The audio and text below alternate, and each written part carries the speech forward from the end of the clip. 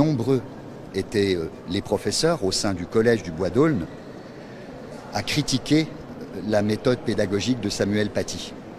Voilà, l'estimant discriminante ou discriminatoire. Il y a une variation sur le vocabulaire qu'on peut employer, mais discriminant me va très bien. Je commence à égrener des témoignages multiples.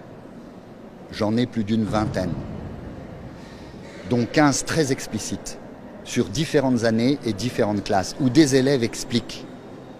Et c'est tout le sens de mes propos depuis le début de ce procès, que Samuel Paty demandait aux élèves musulmans de lever le doigt pour ensuite les inviter à sortir. Gentiment, mais sûrement, afin de pouvoir montrer une caricature obscène de Mahomet. Et ça n'est pas possible. Alors c'est sous prétexte de les protéger, mais le problème c'est que, est-ce qu'on protège véritablement un élève?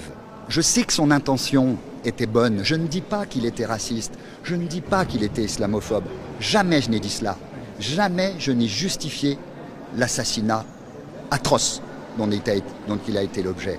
Je dis simplement, est-ce qu'on protège des élèves lorsqu'on leur demande de sortir et donc de ne pas assister à une partie du cours?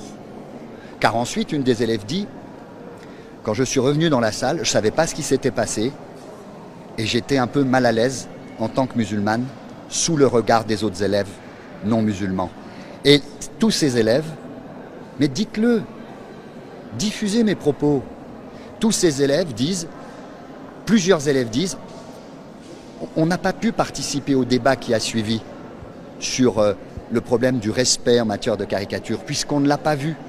Et quand on est revenu, on n'a eu aucune explication, on ne savait pas ce qui s'était passé. C'est tout ce que je dis, c'est tout ce que j'explique, et c'est toute la complexité paradoxale de cette affaire.